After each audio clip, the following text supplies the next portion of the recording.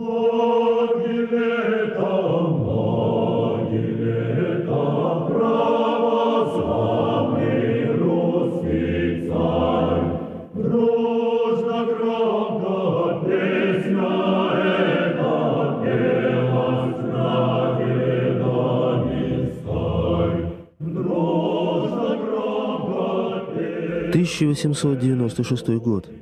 Венчание на царство государя-императора Николая II.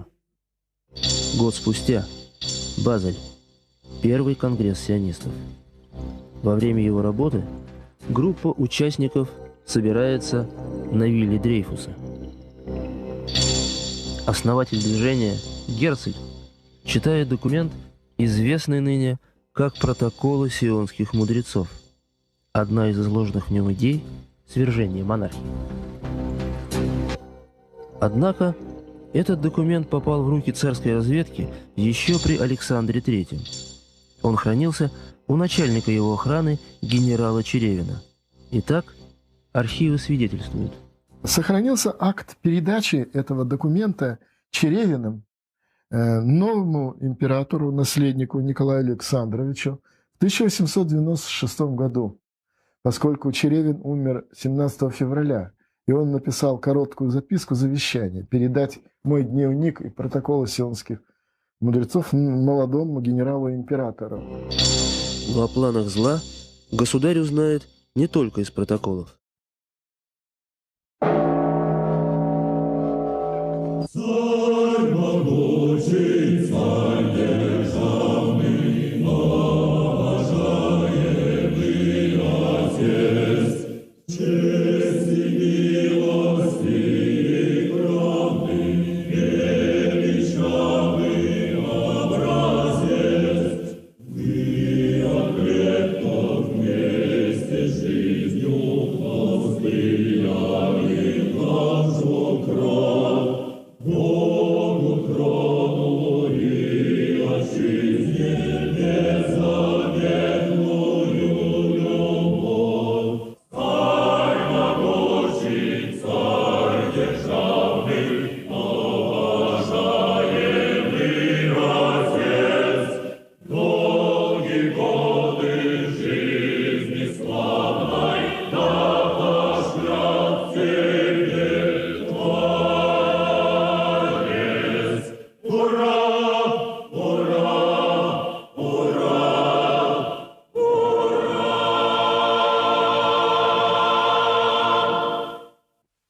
Царь могучий, царь державный.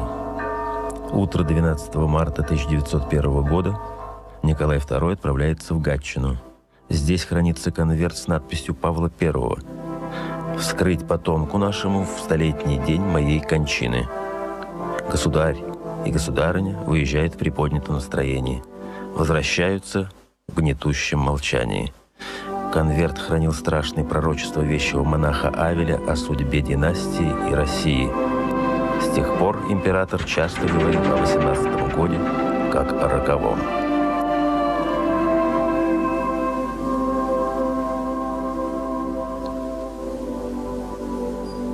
Два года спустя. Саров. Празднования, связанные с прославлением мощей Серафима Саровского. Прибывает царская семья.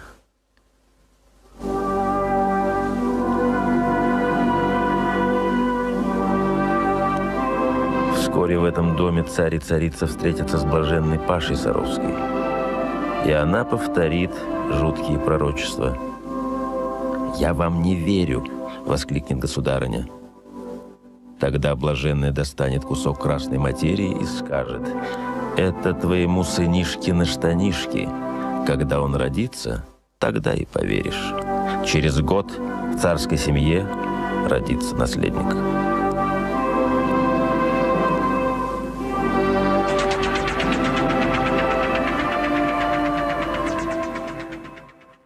Да, пророчество Паши Саровской сбылось. У государя родился наследник. В честь этого события монахини монастыря посадили вот это дерево, лиственницу. Но это необычное дерево. По большим праздникам, как, например, сегодня, День иконы умиления, оно благоухает необычайно благоухает смолой в радиусе нескольких метров.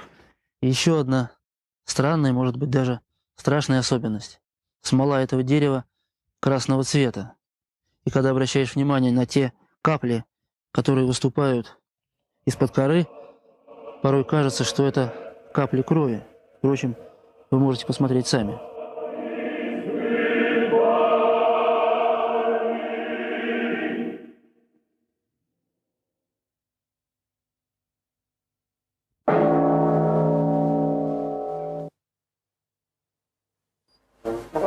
1911 год. Среди столичных премьер драма Лопе де Вега, которая ни до этого, ни после в России не ставилась. Она называлась «Великий князь Московский» и с сочувствием описывала судьбу засланного иезуитами Лжедмитрия I. Россию словно готовили к новому, смутному времени. –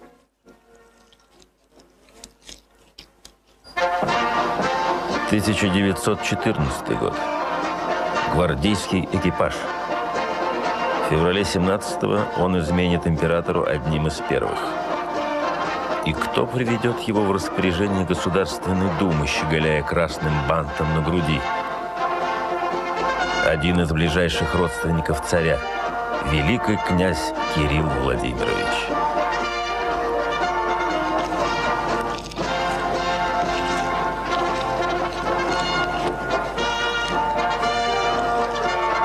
Кругом измена и трусость, и обман. Это произошло около полуночи 2 марта или 15-го по новому стилю. Поезд, в котором свершилась трагедия, уже наутро доставил императора в иную Россию, в страну, над которой из десятилетия в десятилетие теперь будет витать дух предательства.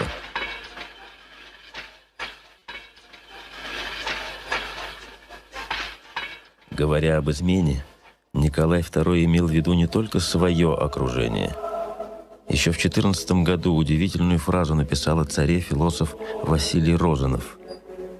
«Государь один смотрит на вещи не с точки зрения нашего поколения, но всех поколений Отечества, и бывших, и будущих». Клятва 1613 года, данная основателю династии Романовых царю Михаилу Федоровичу, связала все поколения русских людей. Утвержденная грамота Церковного и Земского собора оканчивается словами: «Да будет твердо и неразрушимо в предыдущее лето, в роды и роды». Такова была клятва не только перед троном, но и перед Богом. Царь земной – живая икона Царя Небесного.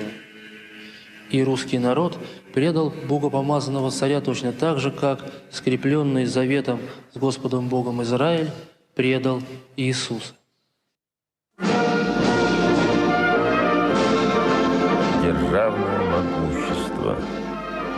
Сколь слабой окажется эта видимая мощь. Потерявший веру народ утрачивает незримую поддержку Бога.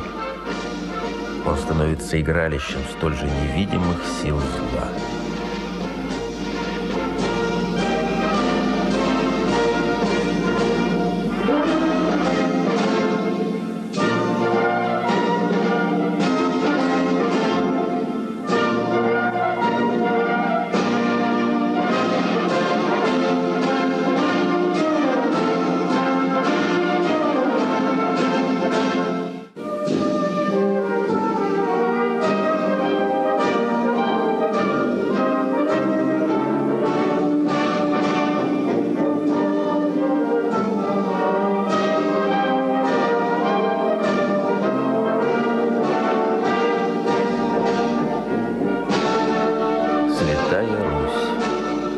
Она уже готовится стать полигоном для социальных экспериментов и братоубийственной бойней.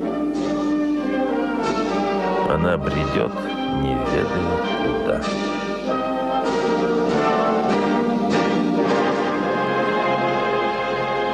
Николай II оставался одним из немногих, кто воспринимал всенародную клятву 1613 года всерьез.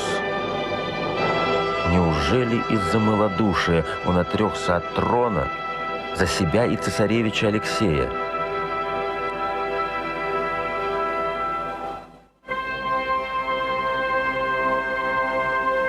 А может быть, царь пытался избавить народ свой от греха измены Романовым? В библиотеке храма святого Александра Невского в Пскове хранится скромная по виду книга. Это томик Ветхого Завета, потертый, изданный в Англии где-то в конце прошлого века. Он был найден в том самом вагоне, в котором произошло отречение царя, так называемое отречение царя.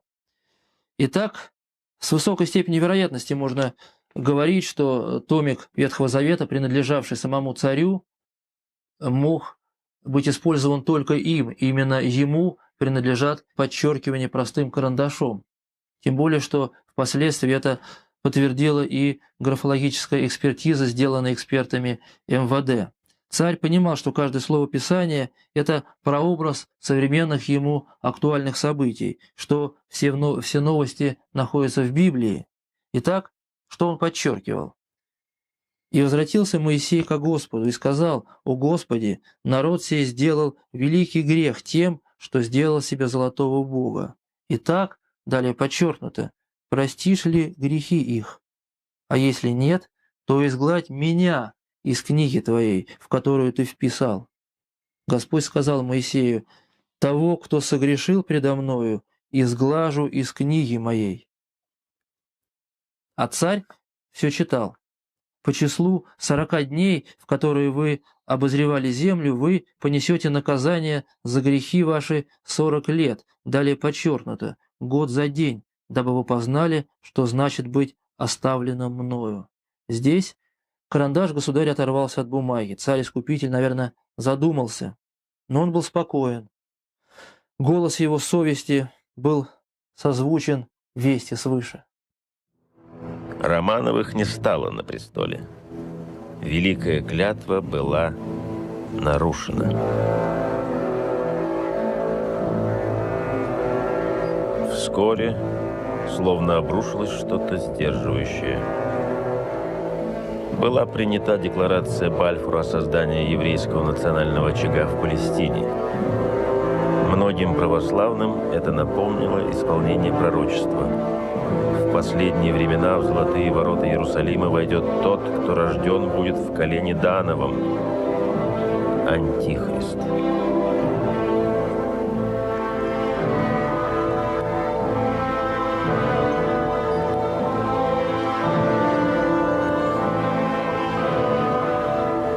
Меж тем в молебстве Временному правительству приняла участие значительная часть духовенства.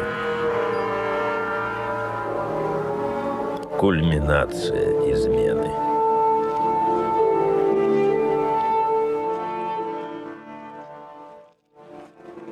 «2 марта, как вы знаете, 1917 года буржуазия российская пришла к власти, установила свое господство в лице Временного правительства во главе с князем Георгием Евсигнеевичем Львовым. И вы знаете, что первое сделал Львов? Это удивительно. Когда глава государства, у него тысячи проблем, если не сказать десятки тысяч, понимаете, ну, хлеб, там, транспорт, беспорядки, там, армия, там, солдаты, на фронт рушатся, да? Он делает две вещи. Во-первых, он отдает, значит, досье с протоколами Винаверу, представителям сионской группы в правительстве, члену кадетской партии. А затем он посылает казачий отряд на станцию Лавра, Троице-Сергиева Лавра, чтобы уничтожить тираж книги Нилуса «Близ есть при дверях», что было и сделано. Тираж был сожжен. Случайно сохранилось 600 экземпляров из 5000, которые разошлись по свету и были началом информации для европейцев и для русских, послужили источником перевода. Именно это издание на европейские языки. Всего протоколы было переведены на 80 языков. Да, тексты протоколов сионских мудрецов, наложенные на события революции в России, стали тогда убедительными для многих.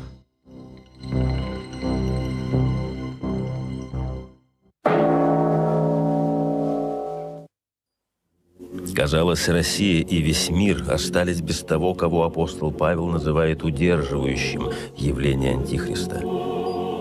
«И ныне вы знаете, — пишет он, — что удерживает ему явиться в свое время, ибо тайна беззакония уже в действии, только не совершится до тех пор, пока не будет взят от среды, удерживающий теперь». Блаженный Феофилакт поясняет: когда будет взято от среды римское государство, тогда он придет. Потому что до тех пор, пока будут бояться этого государства, никто скоро не подчинится Антихристу. Когда же оно будет разрушено, тогда воцарится безначалие, и он стремиться будет похитить человеческую и божественную власть. Однако власть римских императоров была чудесным образом претворена в православное царство при Константине Великом. Оно, это государство, и стало оградой Церкви Христовой от внешних врагов. А затем удерживающая роль Византии перешла в Россию и в ее столицу, Третий Рим, Москву. Эта миссия России была ясна даже Энгельсу.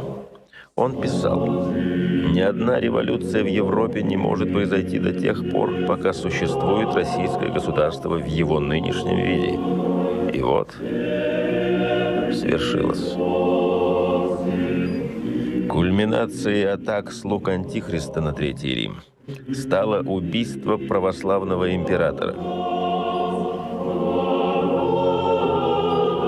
По мнению ряда исследователей, каббалистическая надпись на стене Ипатьевского дома обозначает: здесь по приказу тайных сил царь был принесен в жертву для разрушения государства. О сем извещаются все народы.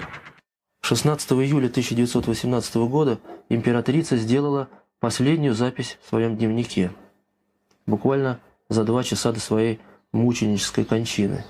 Она писала о последнем дне и написала о том, что в этот день они читали книгу пророка Амоса.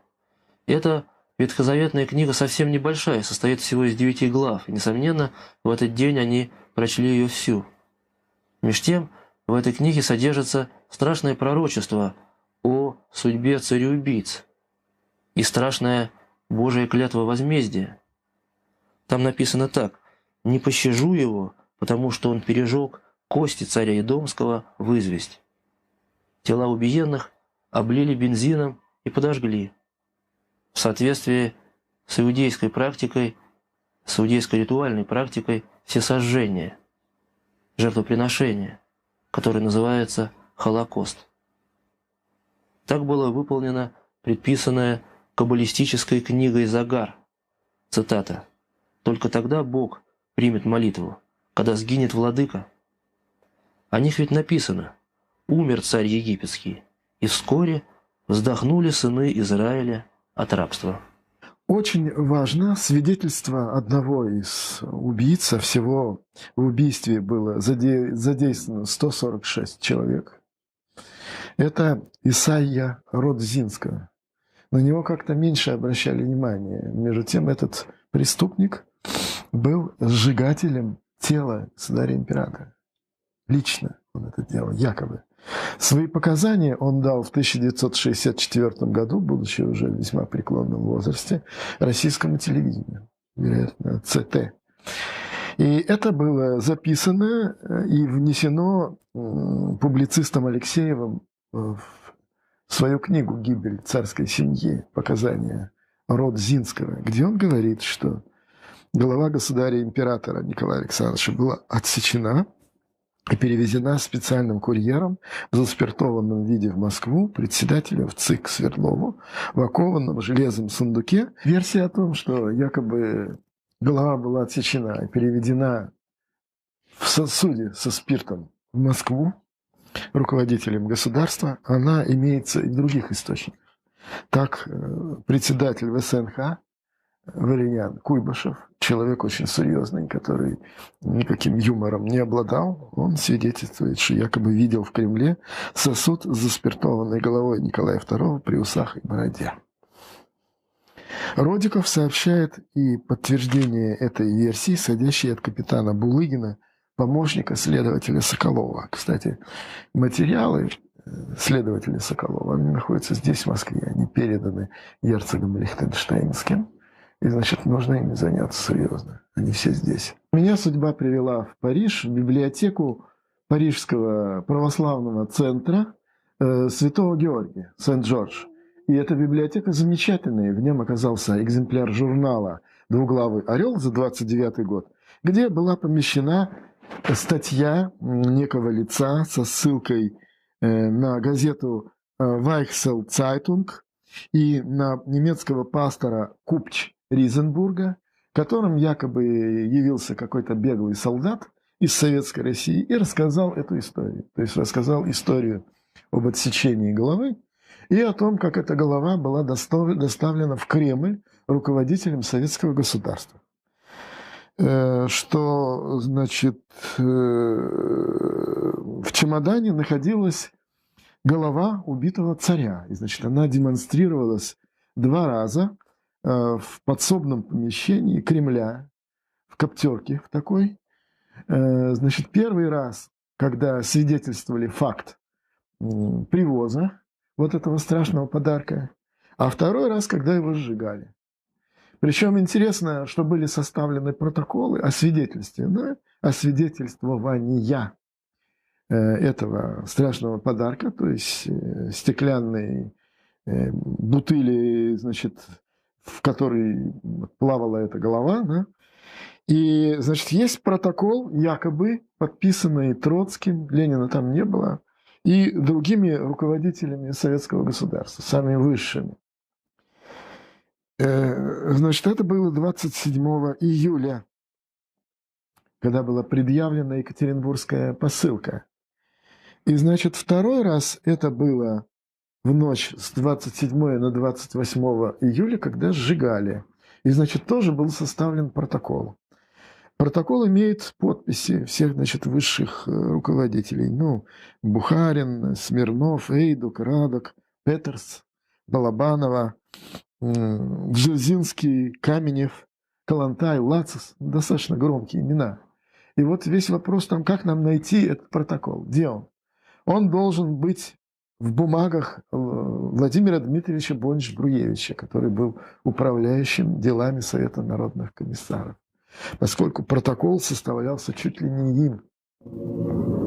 Достоверность свидетельства может вызвать сомнения, однако вспомним сон святого праведного Иоанна Кронштадтского в 1908 году. Царь предстал отцу Иоанну и сказал, что пострадал за всех христиан. Но могилы моей не ищите, ее трудно найти. С точки зрения войны символов, выбор места убийства, Ипатьевский дом, не случайен. Именно в Ипатьевском монастыре основоположник династии Романовых Михаил Федорович получил известие об избрании его на царство. Цареубийцы XX века сочли, что конец ненавистной им династии должен наступить именно так, знаменательно. После революции в царя мог пострелять каждый. Вот так. Представитель нашего поколения удивится, стоит ли останавливаться на этих особенностях средневекового мышления с его пророчествами, знамениями, чудесами, пожмет плечами и отправится читать Нострадамуса. Меж тем, отец Павел Флоренский писал, некоторые жизненные явления порой до странности точно входят в рамки, назначенные им символикой. В этом видится не прихоть воображения, подтверждаемого несколькими случайными совпадениями, но подлинный закон, открытый интуитивно. Мистическое понимание истории сегодня утрачено почти напрочь. Однако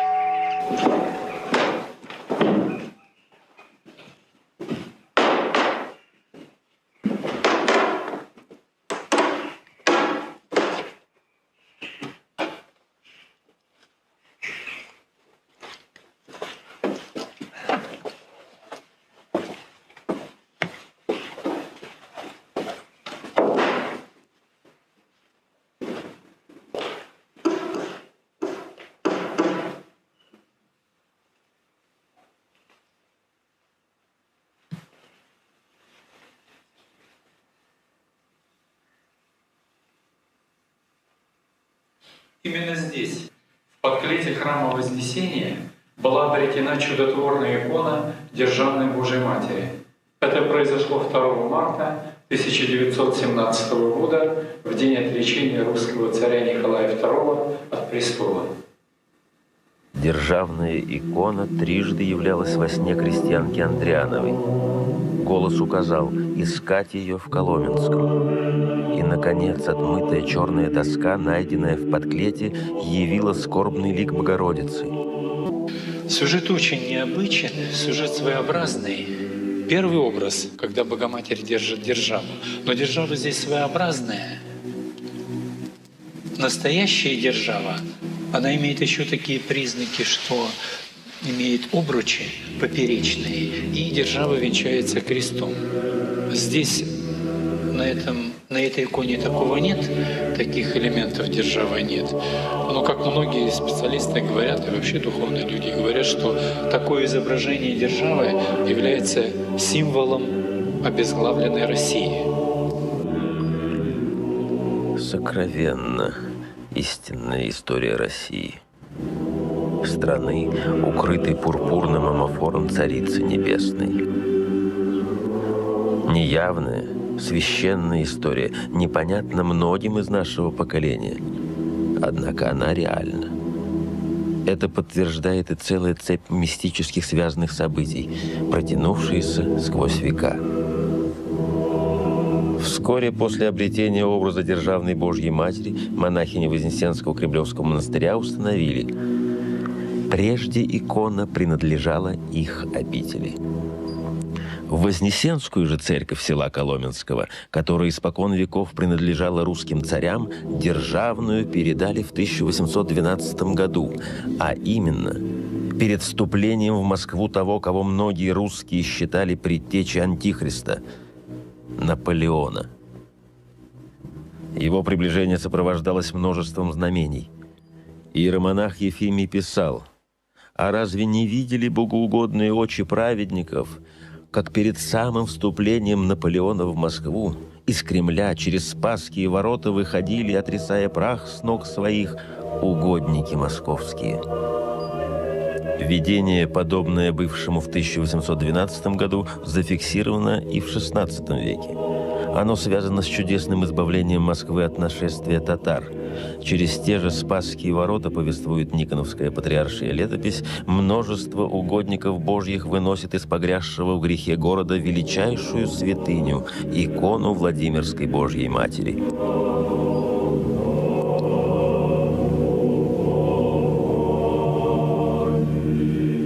Но небесные покровители московские, святой Сергий и святой Варлаам, умоляют чудотворцев возвратиться в покидаемую столицу. Так и в 17 году. Молитвами праведников Матерь Божья не оставила России. Патриарх Тихон, это он написал акафист державный, и само название явленной иконе дал, видимо, он.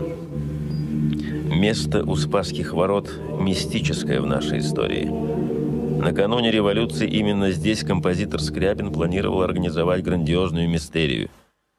Считавший себя антихристом, автор напрямую связывал это действо с концом света. Скрябин не дожил до осуществления своей идеи.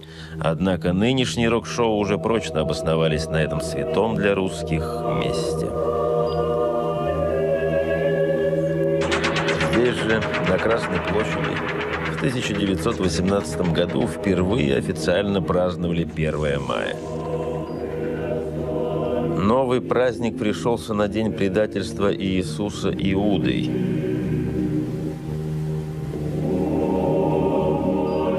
Как же молиться надо было за Россию, чтобы гнев Божий не покарал за такое кощунство?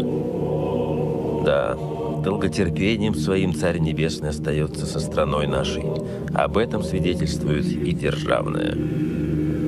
Да, и Иисус Христос, здесь мы видим на этой иконе, что это не младенец, изображен в виде отрока. И что интересно, тоже такой момент, что ведь Христос, Он не сидит на коленях у Божьей Матери, а Христос тоже восседает на троне. То есть Он сидит, находится как говорят, в лоне Богоматери.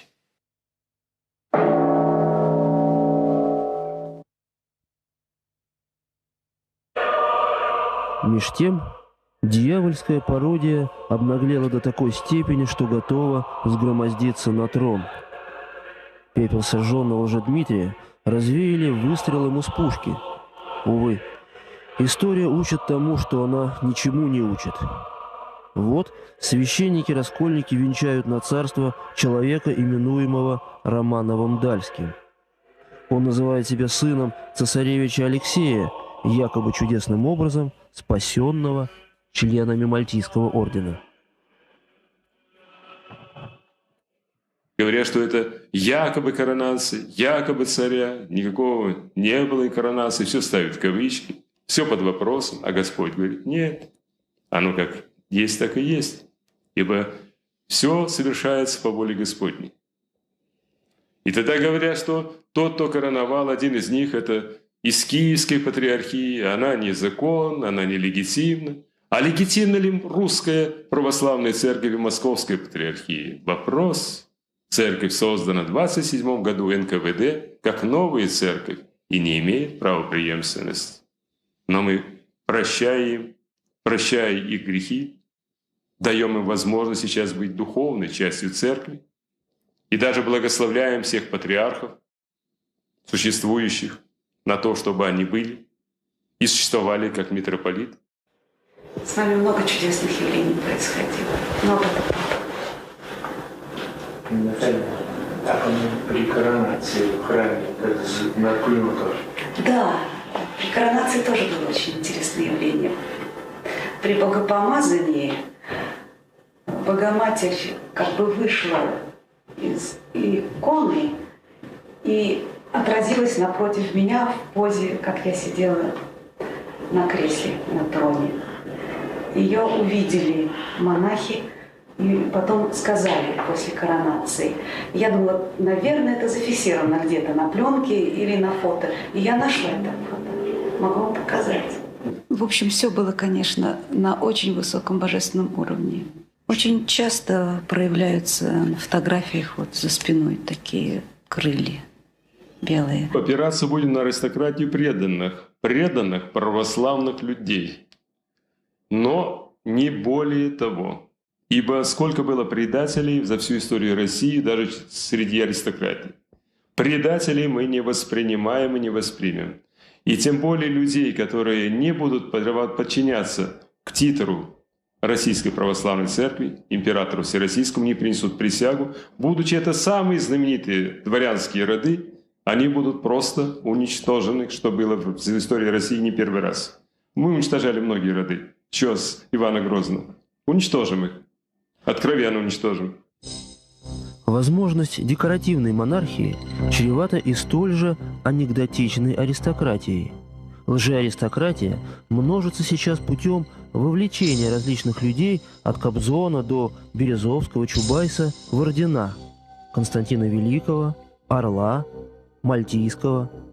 Характерно, что человек, посвящающий в мальтийцы, называет себя принцем, чья генеалогия восходит к императору Византии. На самом же деле он является бывшим итальянским парфюмером Энрико Виго. Настоящее подлинное дворянство в свое время вышло из идеи служения идеи трона и Богу. Возникает вопрос самоидентификации новой аристократии. Что думают о себе все эти темные бизнесмены, жулики, ставшие вдруг членами орденов? Неужели они всерьез считают, что настолько велика их заслуга перед Отечеством, которое лежит в руинах? Или они просто инфантильно играют в шпаги и ленты? А может быть, они действительно сознают, или в них просыпается это сознание, что именно они, пародийная аристократия, будет иерархической опорой пародийной монархии, которая сейчас, возможно, и готовится для русского народа. Наверное, главным претендентом на русский трон некоторым приказано видеть представителя смуглой династии Георгия Гогенцоллерна, правнука великого князя Кирилла Владимировича, изменника, который ходил после революции и щеголял с красным бантом на груди, человека, который в эмиграции незаконно объявил себя императором Кириллом I. Но для нас, наверное, самым интересным, самым любопытным является даже не это. Стоит вспомнить, что император Николай II в соответствии с законом об императорской фамилии запретил Кириллу Владимировичу брак с его двоюродной сестрой, близкородственный брак. Запрет был нарушен. В чем здесь секрет? Интересно, что в средние века тех, кто рождался от таких близкородственных браков, называли драконами. Любопытное название. С чем оно связано? Не связано ли оно с той каббалистической тайной крови, согласно которой близкородственные браки позволяют усиливать в человеке некие специфические, загадочные для нас качества? Любопытно и то, что некоторые специалисты, например, Леонид Болотин, говорит о том, что близкородственный брак открывает некие двери, дает пропуск к родству со специфической еврейской аристократией, с представителями колена Данова. Стоит напомнить, что, согласно православной традиции, именно из колена Данова будет рожден Антихрист. Так вот, что происходит. Кирилл Владимирович женится на своей двоюродной сестре, у них рождается сын Владимир. Кто становится супругой Владимира? Это дама из некоего рода золотницких, тифлисских евреев. В молодости она выступала в варьете, а потом вышла замуж за некоего господина Кирби. Кирби был близким родственником известного нам банкира Янкеля Шифа, человека, кстати, финансировавшего русскую революцию. Вторым браком золотницкая Кирби вышла за Романова, за Владимира Романова. Таким образом, Владимир Романов получил доступ к родству с некой специфической кровью. Еще недавно покойный ныне Владимир говорил о внуке. Конечно, он сейчас еще очень молод, ему только что исполнилось 10 лет, но он вполне сознает свое положение и относится к этому серьезно. Но тут я могу привести маленький анекдот. Однажды к нему подошел один из его товарищей и сказал: «Ты знаешь, мой папа мне сказал, что я должен быть с тобой очень вежлив и мил, потому что ты когда-нибудь можешь стать французским президентом». Мой внук мне рассказал, что он на него посмотрел, сказать, что французским президентом я, по всей вероятности, никогда не буду. Но русским императором, может быть, буду. Однако наше поколение рискует запятнать себя новым предательством, изменой грядущему самодержцу. Обывателю красочно расписывают демократический опыт западных декоративных монархий, соблазняют обогащением граждан за счет хранящихся в зарубежных банках царских авуаров, пытаются выправить на свой вкус некоторые ветви династического древа Романовых, а в итоге посадить управляемого царя в интересах сиюминутной политики и экономического гешефта. И как слабы голоса о главном условии возвращения монарха – покаянии. Оно же немыслимо без воцерковления народа. К тому же, возможно, еще предстоит учредить особый чин покаяния в наследном грехе измены последнему императору. Меж тем, до ныне не утихает злоба известных сил, обращенная к памяти царской семьи. За последние несколько лет часовня, установленная на месте Ипатьевского дома, горела трижды. Царь – живая икона Божия. Поэтому уместно вспомнить, что единственное обвинение, которое отверг Спаситель, это было обвинение в политической деятельности. Так и приход царя. Вопрос не политический. Точно так же монархию мы не можем назвать общественно-политическим строем.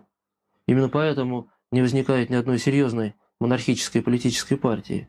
Именно поэтому политическое встраивание в право-левый фронт, в эту горизонталь мира всего, для монархистов совершенно бесплодно. у монархии не горизонтальная, у нее вертикальная проекция. Поэтому царя мы получим от Бога. 22 год. Владивосток. Последний в нашей истории Преамурский земский собор. На нем измена Богу и трону была осознана как земский общенародный грех. Не случайно душой собора стал генерал Дитерихс, один из руководителей расследования убийства царской семьи. Преамурский собор – прообраз собора грядущего. Ему, как и собору 1613 года, предстоит положить конец новому смутному времени и избрать помазанника Божия. Возможно, об этом говорят и удивительные знаки. Среди них мироточение царских икон.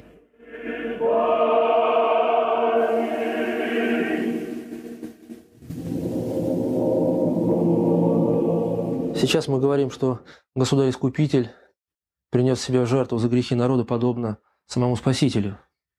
И вот, может быть, в этой связи уместно провести и такую параллель. Известно, что жены-мироносицы помазали тело Спасителя перед его воскресением. Может быть, и сейчас сама Богородица помазывает нашу с вами Россию перед ее духовным возрождением, перед ее воскресением. А это русский Пантелеймонов монастырь на Афоне. Икона Спаса Нерукотворного. Образ почернел в день убийства царской семьи. Однако осенью 99 года во время службы в храме он на несколько минут просветлевал. Афонские монахи считают, что он окончательно просветлеет в день прославления царской семьи. Я считаю, что он святой. Я считаю, что он святой, его давно надо канонизировать. Я в этом уверен. Я не сомневаюсь, что он святой. Вся его семья, они все святые. В этом можем не сомневаться. Мы в это верим. Верим, не сомневаемся, что будет, что это все произойдет. Только надо вот это пройти этот путь надо. А для чего это все происходит? Потом понятно будет. Через какое-то время будет понятно, почему это у нас такой был период. И пройдут эти все споры, там, за счет царя, за счет всего, потому что все станет на свои места. Эти люди, которые сейчас там его ругают, они потом будут говорить: простите, будут просить прощения, молитвы служить, и все будет хорошо. А вообще, батюшка, монархия будет в России? Монархия? Конечно, должна быть. Только надо, чтобы народ был подготовлен к этому. Чтобы он принял царя не как попало, а так, как положено. Когда мы действительно, покаявшись, принесем пред престолом Божьим в своем воздыхании молитву слезную свою, когда мы постараемся очиститься от этого страшного преступления, которое совершили все мы, наша Россия возродится. Возродится и канавка, возродится и обитель наша. И я глубоко надеюсь, я жду этого времени и воздыхаю Господа, что придет время, когда, может быть, ручками сегодняшних наших сироток батюшки Серафимушки будет посажено еще одно дерево. Дерево, которое будет произрастать, возможно, рядом с этим деревом, посаженное с радостью, с любовью, с песнопением в честь прославления умученного нашего царя и исповедника нашего, который будет являться и сейчас уже является великим ходатаем за наш народ, за нашу Россию. Власть царя от Бога, и человеку не дано ее отменить. Власть царя остается узурпированной. И ныне до Земского собора, как бы долго ни пришлось его ждать, на каждом высоком собрании должен стоять незанятый трон. Да будет слово наше твердо в предыдущее лето, в роды и роды.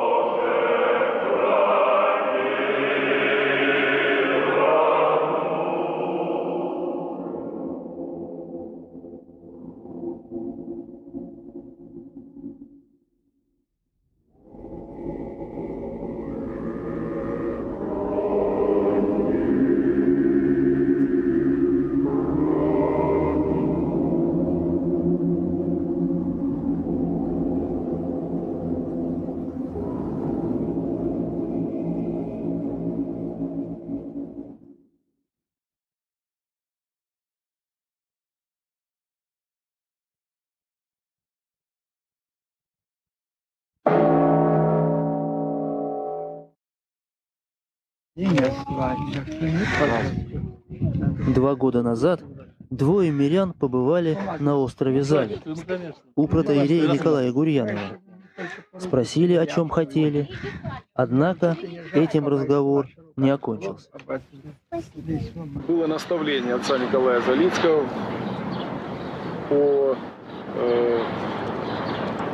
по границам России облететь с Песчанской иконы Божьей Матери. Отец Николай Залицкий из своих рук дал Песчанскую икону, которую ему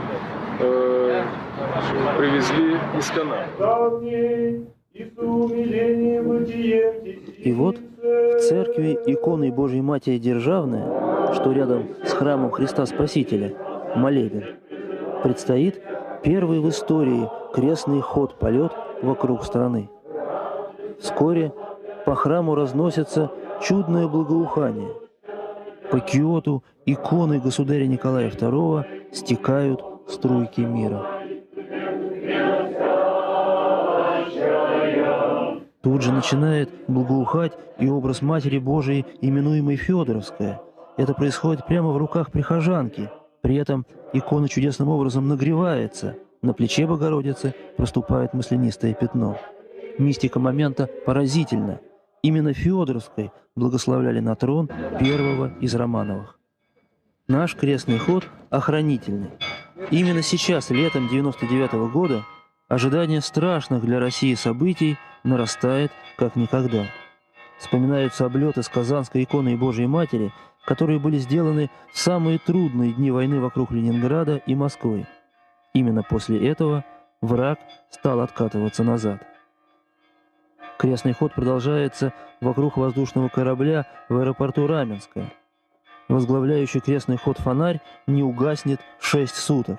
Все это время ни на минуту не будет прекращаться и молитва. Дежурный священнослужитель читает Евангелие, мирянин – псалтырь. Остальные в хвостовой части самолета стоя поют акафисты. Первый день пролетает. Позади Белоруссия, Украина, Крым. Узнаем, что над минеральными водами грозовая туча заставила нас изменить маршрут. Летели над Чечней. Ничего, в кресте, который передали нам из Оптиной пустыни, мощи многих великих русских и афонских святых. Слава Отцу и Сыну и Святому Духу. Молим Господа о здравии тех, кто благословил этот полет, святейшего патриарха Алексея II, архиепископа Михея, протоиерея Николая, архимандрита Кирилла, архимандрита Наума, игумена Илия и, конечно, о здравии Сергея Васильевича Дронова. Стараниями этого благодетеля состоялся полет. Икона Серафима Саровского с частичкой мощей. Она находится на борту рядом с образом государя. Именно благодаря Николаю II произошла канонизация святого, который предрекал: «Царь, который меня прославит, будет прославлен и мною». А наш крестный полет продолжается. После Астрахани берем курс на Новосибирск, затем на Хабаровск и далее на север.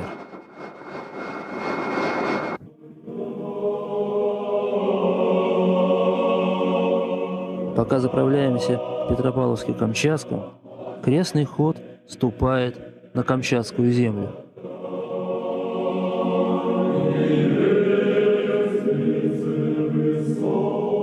По благословению наш полет проходит без лишнего шума. Однако в Анадыре, на Чукотке к самолету подойдет не менее 100 людей. Иерей Петр расскажет. По словам афонского монаха отца Ефрема, хранитель Иверской монреальской иконы Иосиф Мунис Кортес буквально за 3 месяца до своей мученической кончины говорил, что скоро чудотворения этой иконы перейдут на образ русского царя, который обретут в России. Ровно через год после гибели Иосифа Муниса и исчезновения Иверской монреальской начала мироточить икону государя. 6 сентября эта икона стала благоухать, а 7 ноября, через 62 дня, женщина одна, моя знакомая, она встала на колени и стала молиться, просить у царя прощения за то, что сегодня такой день, сегодня наши дети, наши знакомые идут на демонстрацию. А демонстрация, если в переводе греческого на русский «шествие бесов». Демонстрация. Шествие бесов. Встречи бесов, точнее даже. Встречи бесов. Слово это не просто такое набор звуков. Вот. Она стала на колени, стала молиться, просить прощения у государя. И потом глаза поднимает, а икона вся как росой, и мира течет. 7 струй мира текло, даже против всех законов физики. Вот так вот, косыми линиями шло. Мира, елей, масло, означает символ прощения. Для нас, для русских, что значит это явление такой иконы? Что Господь прощает русский народ. Ведь мы сейчас мучимся, мы не живем, это мучение в нашей жизни. Как долго будем за наши грехи наших предков, за то, что попустили убийство царя, за то, что не заступились, за то, что клятву приступили. А клятва преступления карается от 3 до 4 поколений. Поколение 25 лет. И вот сейчас 4-е поколение как бы уже завершается, и замироточила икона. Значит, русский народ имеет великую надежду быть прощенным. Крестные ходы традиционно проводились во образ изгнания из рая согрешивших людей. Это потом крестные ходы русских полков, когда святой водой кропились знамена и пушки, превратились в гордые военные парады, а смиренные молитвенные ходы мирян – в возбужденные политические демонстрации. Для христианина вся жизнь – крестный ход, вся жизнь – стремление заслужить прощение. Нам есть в чем каяться. В Хатанге, на берегу одноименной реки, крест. Он установлен здесь во исполнение идеи государя Николая II охранить империю такими знаками, воздвигнутыми на ее крайних рубежах. Вскоре мы встретим местную жительницу, которая побывала в нашей летающей часовне. Она с удивлением скажет: «Каждый день хожу здесь на работу, а крест вижу впервые». Крестный полет подходит к концу. Впереди Архангельск. Мы полетим над Мурманском, Соловками, Валаамом. Икона царя явит нам еще одно знамение – корону в замерзшем иллюминаторе. Я оказался участником такой милости Божией. Со мной Вадим это записали. Значит, мы вышли, я шел на дежурство в самолет. Он показывает: посмотри, радуга. Это в Заполярье. И вдруг радуга. А радуга это является именно умилостивление Бога. А еще через несколько дней наши товарищи вновь побывают на острове Залет у старца Николая. Батюшка, а на следующий год нет благословения сделать такую поездку еще раз? Помоги, Господи, да? Я не имею права сказать, ничего, только радуюсь.